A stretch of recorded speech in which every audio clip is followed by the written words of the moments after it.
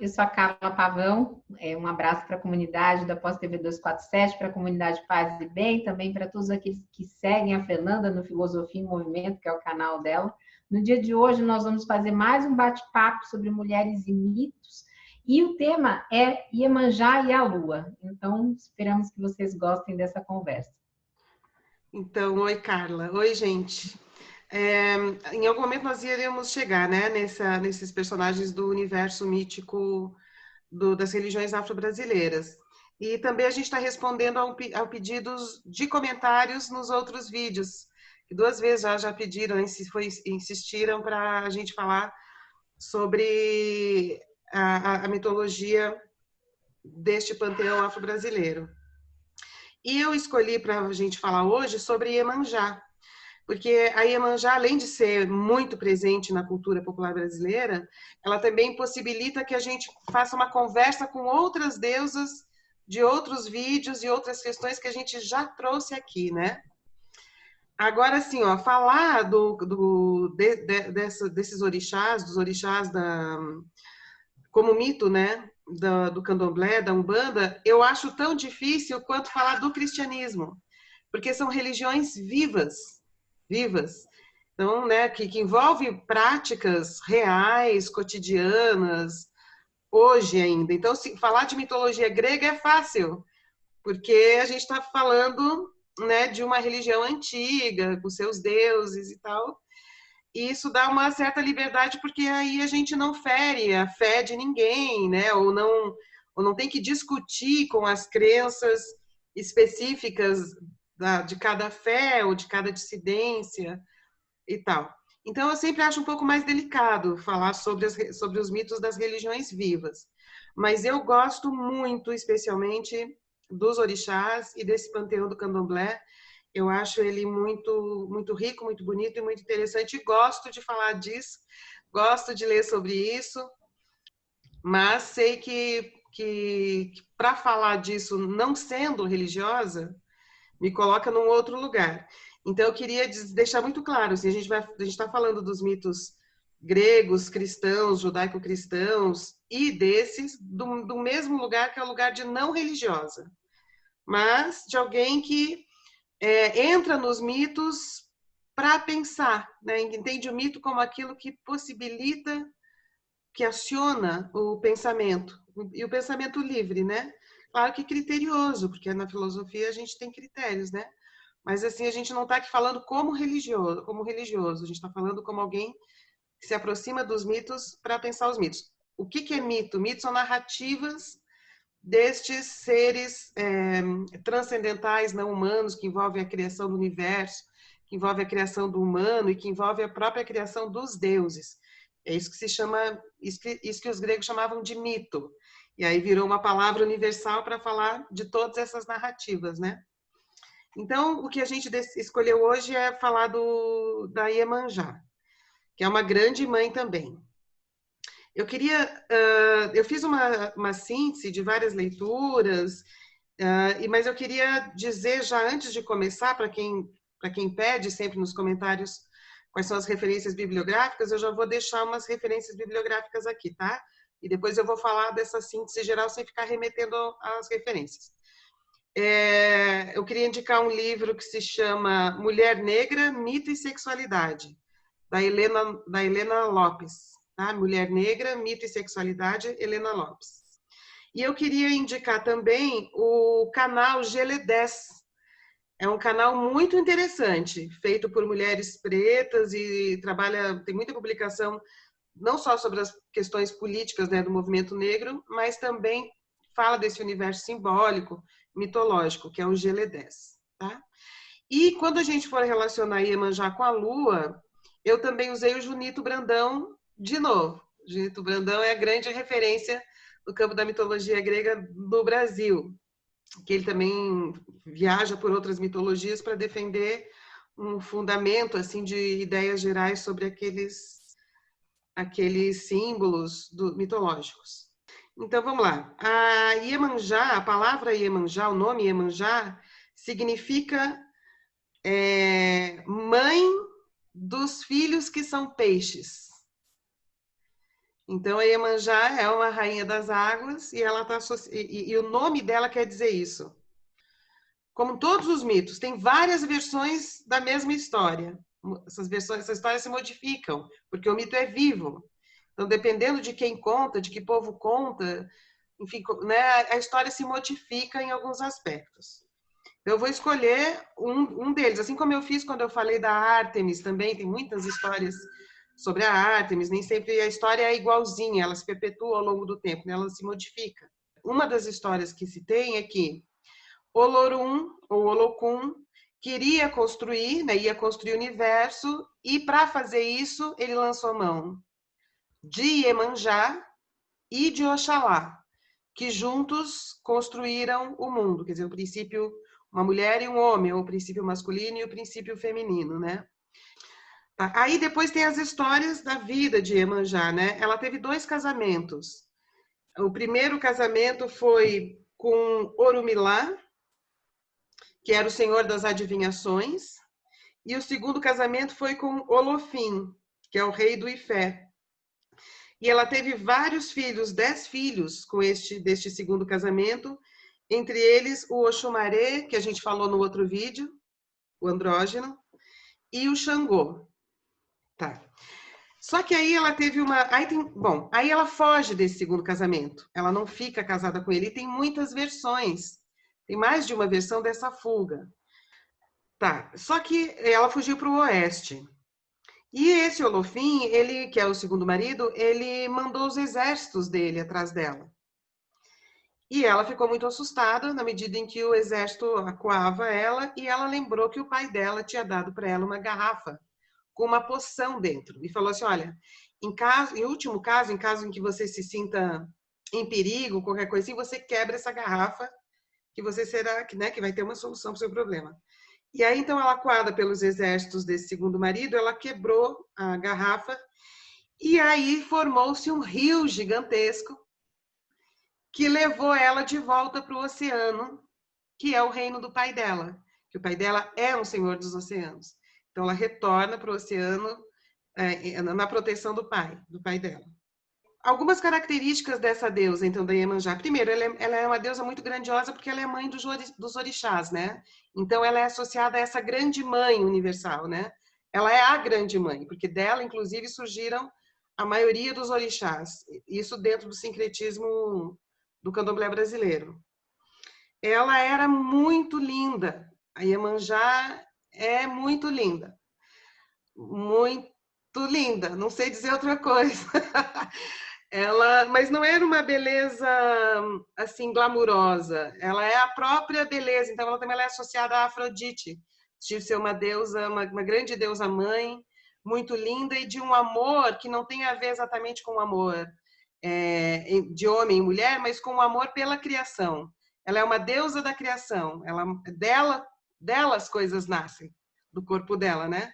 E nisso ela é muito linda, muito generosa. Também é muito generosa. E no Brasil, como ela está ligada ao mar, né, ela é uma rainha do mar, ela é associada à Nossa Senhora dos Navegantes. Então, a festa de Iemanjá coincide com a festa da Nossa Senhora dos Navegantes, que também é Iemanjá. E ela também é a Nossa Senhora da Conceição, que é aquela que o mestre Irineu, sobre o qual a gente falou, né, desse mito fundante do Santo Daime, que o mestre Irineu encontrou na floresta, a Rainha da Conceição, e deu a ele, né, o seu filho, para que fosse transformado num sacramento, ser tomado no Santo Daime. Então, a Iemanjá também é muito presente no Santo Daime, assim como ela é muito presente no catolicismo. Então, agora, para a gente conversar um pouco mais sobre os significados da Iemanjá, a gente vai partir para a questão da Lua. Porque a Iemanjá, no sincretismo, ela também é considerada uma deusa lunar. Então, em Cuba, por exemplo, ela é uma deusa da lua, é uma deusa do mar também, é uma deusa da lua, que é chamada a La Virgem de la Regala. Então, aqui chegamos de novo na questão da virgem. Embora ela seja uma grande mãe, ela é virgem. Mas a gente já entendeu, quando a gente fez o nosso vídeo sobre virgindade, que virgindade, nesse contexto das deusas virgens, não é ímen. Virgindade, nesse contexto, é plenitude, é senhora de si, é inteira. Então, a Iemanjá tem essa característica de ser uma deusa plena, inteira, íntegra, que não tem a ver com ter sido mãe ou não e ter o ímen ou não. E essa questão da generosidade da criação, vocês lembram que tem muitas representações da Iemanjá que ela tem os braços assim, para frente, com as mãos para frente, né? Isso é a generosidade de Iemanjá, porque desses braços, desse corpo, tudo brota. E a água, as águas estão associadas à lua. Então, as deusas, muitas deusas são associadas à lua. E Iemanjá também. Porque Iemanjá, sendo a rainha das águas, ela também é a rainha das marés, das transformações das marés por influência da lua. Né? Nos cantos para Iemanjá sempre surge a questão da lua, né? Desde os primitivos povos, né? A lua era entendida, os raios da lua eram concebidos como fertilizantes. Então, a claridade da lua e os raios da lua, eles entendiam que eram aqueles raios que fertilizavam a terra, aqueles raios da lua à noite que fertilizavam a terra. Então, essa terra úmida que fecunda as sementes à noite com os raios da lua, à noite as folhas, a vegetação fica umedecida e isso faz brotar as sementes, tudo isso é o poder de Iemanjá. Assim como era de outras antigas deusas com essas mesmas características. Eu vi um material, deixa eu procurar aqui que eu anotei o nome da pessoa, chama Antropologia dos Orixás, a civilização iorubá a partir de seus mitos oriquis, não sei se é oriquis que fala, sua diáspora, de Ivan Poli, porque ele falava assim que para eles, né, nesse contexto dele, Iemanjá com o seu pranto, né, a lenda falava que o seu pranto, ela chorou tanto quando o seu filho Oxóssi, se não me engano, foi buscar outros caminhos de liberdade, que o seu pranto foi que fez o mar, que encheu o mar. E esse mar também era um símbolo de liberdade. É bem como é mito mesmo. São histórias diferentes sobre o mesmo personagem, dependendo do tempo, do povo, da circunstância. Então, uma das coisas legais no mito é isso, é que a gente não precisa buscar qual é a verdadeira história. Todas as histórias são verdadeiras, porque todas têm um significado para aquelas pessoas que organizam a sua ética, suas práticas e seus ritos a partir dessas histórias. Aí, fazendo um parênteses sobre Jesus, porque como é uma religião viva, as pessoas ficam atrás. Qual é a verdadeira história de Jesus? Não interessa a verdadeira história de Jesus. Não importa. Importa é o mito, importa é analisar as histórias, entender as histórias, né? Ou pensar a partir das histórias. É isso que importa. Mas vamos lá. A Iemanjá tem uma coisa do choro mesmo, mas o choro da Iemanjá, mas isso aí é toda a grande mãe tem isso, né? Porque ela é piedosa, então as grandes mães choram, né, pelo sofrimento dos seus filhos, choram a dor dos seus filhos. Mas a água dela não é só choro, a água dela também é fertilização, né? A água dela também fertiliza, fecunda, mas assim, em transes com a presença de Iemanjá, é muito comum as pessoas derramarem muita água dos olhos. Isso pode ser choro, no sentido estou chorando e entendo porque estou chorando, mas também pode ser só um choro muito sem uma ideia clara de por que aquilo está acontecendo, mas uma manifestação de um choro. Essas águas de Iemanjá, que não chega a ser tristeza, mas é uma espécie de um derretimento, um amolecimento, um estado compassivo, assim, diante da vida, né? De compaixão com a vida. É muito lindo. Eu acho muito linda a Iemanjá, acho uma deusa viva, maravilhosa aqui no Brasil. E existia uma magia medieval que as mulheres poderiam, se elas se pegassem, fossem para a rua nas folhagens, né? E se molhassem com o orvalho, que isso era uma magia do amor. Elas conseguiriam conquistar o amado se banhando com as águas do orvalho, que tem o poder da lua. que são águas da lua. E no Brasil, a Iemanjá também é uma deusa do amor. Ela protege as mulheres, por exemplo, contra a violência.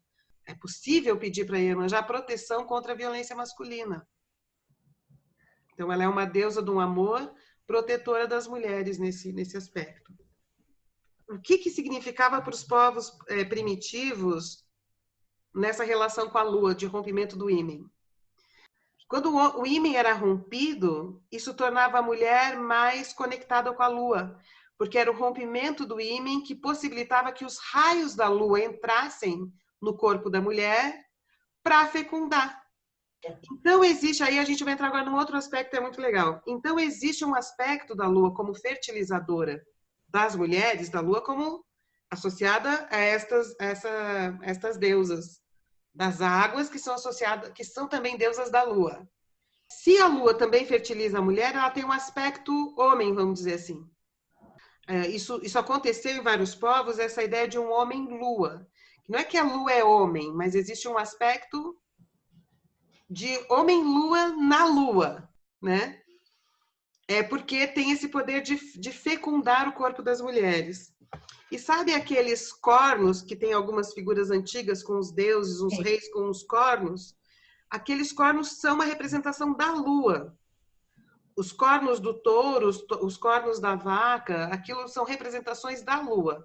Então, os homens, quando eles usavam aqueles cornos, eles eram associados ao aspecto homem-lua. Então, isso do homem-lua, que usava os cornos, houve entre os celtas, houve entre os egípcios e também entre os assírios. Mas é só um detalhe, porque eu quero chegar... e o Gengis Khan, no século XIII, quando falava quem ele era, para dar uma grandeza mítica para ele como um personagem, ele dizia que ele era descendente de um homem-lua. E ele também usava aqueles cornos, né? Eles eram entendidos algumas vezes como pássaro-lua, que é o pássaro-lua que fecunda as mulheres. E é daí que vem a cegonha. Então, a cegonha é associada ao pássaro-lua desse aspecto, o homem-lua que fecunda as mulheres. Então, não veio do nada também a cegonha, ela é muito antigo isso, né? Tá. Então, agora vem outro aspecto interessante. E existe esse aspecto homem-lua nos raios da lua. Existe, então, uma característica andrógena na lua. Sim. E essa androginia também está associada àquilo que a gente estava falando da inteireza, da integridade, do pleno. Então, em função dessa relação com a lua, algumas deusas têm essa característica andrógena. Então, a gente já teve o vídeo da Ártemis, tem características andrógenas, porque a Ártemis também é uma deusa lunar. Mesmo sendo da floresta, porque tem as águas da floresta. Os templos da Ártemis, eles eram feitos, mesmo que fosse nos bosques, porque ela era uma deusa dos bosques, os templos eram sempre feitos próximos a algumas nascentes de água. Então, sempre tinha uma água ali no meio daquela mata. Então, a Ártemis era ali que ela estava, né? Então, como deusa lunar. A Ishtar, que a gente já falou dela aqui também, num dos vídeos, ela é uma deusa andrógena, porque ela também está associada à lua. Ela é representada como mulher, mas tendo uma característica andrógena, todas essas. E a Isis Neit, né, com temudo, também é uma deusa egípcia, uma grande mãe da criação, também tem essa característica andrógena. E todas elas têm essa plenitude das deusas virgens. Então, você vê, o conceito da integridade, da inteireza e da plenitude da virgem, deusa, se você dá uma dobrada, problematiza de um outro jeito, é o andrógeno. E tem outra deusa, que era uma deusa romana, também muito poderosa, que é a Cibele, e ela era representada como uma pedra. E o que se fazia? E ela também é uma deusa lunar, como a Iemanjá, das águas e da lua. Como é que se cuidava da Cibele, né? Como é que se cultuava? Jogando a água, a pedra que era ela, que representava ela, era continuamente regada de água. Então, as pessoas quem cuidava do templo, quem cuidava do culto a Cibele, ficava jogando água sobre essa pedra para que ela se mantivesse úmida. E ela também é uma deusa lunar. E a Maria, mãe de Jesus, também é uma deusa lunar e é uma deusa das águas. Aí eu quero um trechinho aqui sobre a Maria, posso? Porque a Maria, bom, voltamos de novo então para Maria, que aqui no Brasil é absolutamente associada a Iemanjá, no sincretismo, ou nessas andanças do imaginário, né? E tanto como Nossa Senhora da Conceição, como Nossa Senhora dos Navegantes. No dia 15 de agosto, em Roma, para homenagear a grande deusa Lua, celebrava-se a Festa das Tochas, que a Igreja substituiu pela Assunção de Maria. Então, a Festa da Assunção de Maria é uma substituição pela Igreja desta grande festa para homenagear a deusa Lua. Desmistificando e desacralizando o mito, a Igreja o sublimou, revestindo-o com nova indumentária. O conselho é do Papa Inocêncio III. É para a lua que deve olhar todo aquele que se acha enterrado na sombra do pecado e da iniquidade.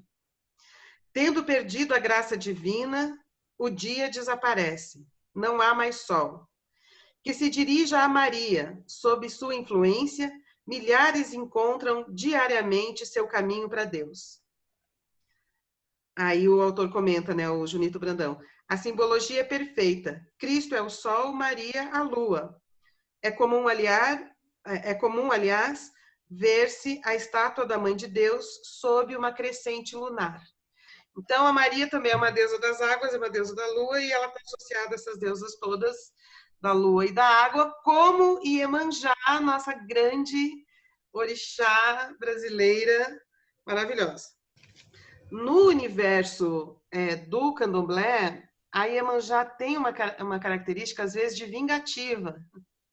Ela se vinga, ela não esquece. O que se fala é que os filhos de Iemanjá não esquecem uma ofensa. Então, nisso são vingativos. Não é que vai lá tramar uma vingançazinha, mas tipo, doeu? Tá aqui. Tô sabendo. Não esquecerei, sei do que você é capaz, né? Então, talvez isso também seja esse aspecto mais obscuro. E esse da Hecate, se a gente quiser fazer essa ousadia de associar essa lua obscura da Hecate com uma possibilidade de entender esse aspecto vingativo de Iemanjá com a lua nova, com a lua obscura. A gente está pensando livremente, tá, gente? Quem é da religião do candomblé, eu estou aqui falando como uma pensadora, alguém que estudou filosofia, que gosta de pensar os mitos e fazer essas associações para estimular o pensamento. Então, não se firam. E essa lua devoradora, lua nova, lua da Hecate, ela enlouquece. Falam mais da lua cheia, que a lua cheia, é lua cheia, eu tô assim, eu mudei. É o lobisomem, né? Que Lobisomem. surge. Então, no imaginário popular é mais a lua cheia do que a lua nova, né? Tanto assim. Mas nessa associação entre a lua nova e a lua obscura, é que de onde vem o lunático. Pessoa lunática é aquela que enlouquece. Mas enlouquece em função desse aspecto da lua, eles chamam de lua negra. Os gregos chamavam, então não é o negro como se falou depois no contexto do racismo moderno, né? O negro como a pessoa negra, aquilo que é ruim. Sim. É a negra no sentido de que a lua nova é a lua que não aparece no céu, né? A lua desaparece. Então ela é a lua negra, né? Nesse sentido. Até essas semanas de manifestação aí eu ouvi várias palestras sobre colorismo, né? E tem um segmento, né, das pessoas que querem realmente afirmar a palavra povo preto, justamente por conta dessas várias associações com o negro, né? Que tudo se fala negro, né? Tudo se fala negro. Porque a situação, não sei o quê. A situação ficou preta, né? Mas nesse sentido aqui não é. Nesse sentido aqui é no sentido de que a lua não tem luz no céu, ela sumiu. Ela está escura, então ela está negra. Lá, isso é uma nomenclatura dos gregos e não tem a ver com o uso do negro no contexto do racismo brasileiro e norte-americano, ou seja, no contexto do racismo americano geral, né? Das Américas, geral. Tá. Aí, assim, a Iemanjá também, como ela é associada às ondas das águas, ela também é associada às ondas da mente. Então, ela também rege a mente. A lua negra não é uma coisa separada da lua minguante, da lua crescente e da lua cheia. Ela é um dos aspectos da lua. Não é? Então, não é que ela por si tenha este poder destruidor, mas tem alguma coisa na relação com este poder da lua, das águas, da fecundação, da generosidade, das ondas da vida, das ondas mentais, que no aspecto lua nova pode ser problemático, pode ser o lunático. Então é isso, então Iemanjá é a nossa grande mãe, ela é essa deusa da relação da lua com as águas, ela é a deusa do amor, da fertilidade, da fecundação, dos estados mentais. Ela tem essa plenitude e ela, enquanto relacionada à lua, também tem essa plenitude andrógena. Voltando ao início da história, ela fugiu dos seus maridos e voltou para o pai. A gente pode arriscar dizer que isso tem uma característica andrógena. E tem outras deusas, outras orixás do universo do panteão do Candomblé e da Umbanda que também são rainhas das águas, também são de águas, mas daí com outras características. E por que que a gente vai pular a onda no dia 1º de ano e dar a flor para Iemanjá? Porque isso ela é uma... Por causa dessa questão da água, da lua, e no começo do ano procurar essa... Conectar com essa deusa da relação entre lua e águas. E mar, e ela é generosa. É que eu não queria terminar o vídeo com essa questão falando do lunático, porque parece... Porque vem algum fanático ver o vídeo e fala, tá vendo? Esses orixás perturbam a cabeça das pessoas, esses deuses que não são Jesus perturbam a cabeça das pessoas. Não tem nada a ver com isso, né? Isso é um aspecto da lua em algumas condições. E a vida real é assim, né? Existe a mãe perversa, existe a mãe castradora, né? Existe os filhos que enlouquecem na convivência com mães aterradoras, né? Tudo isso é realidade também. E daí estas representações dos deuses vão respondendo no imaginário para essas várias condições de vida. Então, vamos supor que se tivesse uma mãe assim, você fala, ela está tomada pela lua nova. E daí se desenvolve técnicas, práticas, tecnologias, sei lá o que, para ajudar a pessoa a se libertar deste poder da lua negra. Por exemplo, estou dando um exemplo, né? Mas a Iemanjá não é isso. Iemanjá, essa lua negra é uma coisa da Hécate entre os gregos. Eu que fiz a relação porque Iemanjá tem uma associação também com a lua. Mas Iemanjá, sobretudo, é essa grande deusa lua-água, lua-mar, né? Ela é responsável pela vida, pela generosidade, pela criação, pelo acolhimento dos filhos neste seu corpo maravilhoso, imenso, lindo, incrível, dentro do qual toda a vida está e toda a vida brota. Tipo uma rainha que vive nas profundezas das águas, mas também é uma mãe da Gênese, de toda a criação. Exato, ela é uma mãe de todas as criações, mas nem sei se ela não vive só nas profundezas na água, ela também vive nas espumas do mar, na beira da praia. Ela também é a lua, então usa essa imaginação, pensa que tem a lua, tem os raios da lua, que são esses raios fertilizantes, e tem as águas do mar e outras. A Iemanjá, ela está nisso tudo. Ela é uma giganta. Ela é uma giganta maravilhosa. Você não pode pegar ela e transformar ela num objeto. Então ela é aquele objeto lua ou é aquele objeto água. Não. Ela está nesse junto, tudo isso. Tanto que nas representações populares dela é isso. Ela está assim com os braços, uma lua aqui na cabeça e os pés dela sobre as águas. Então ela está entre a lua e as águas. Ela é entre a lua e as águas. Então, gente, para vocês que nos acompanharam, esse é Mulheres e Mitos, com a Fernanda Carlos Borges. Lembrando que ela tem um canal Filosofia em Movimento. E estamos juntos até a semana que vem. Um beijo grande.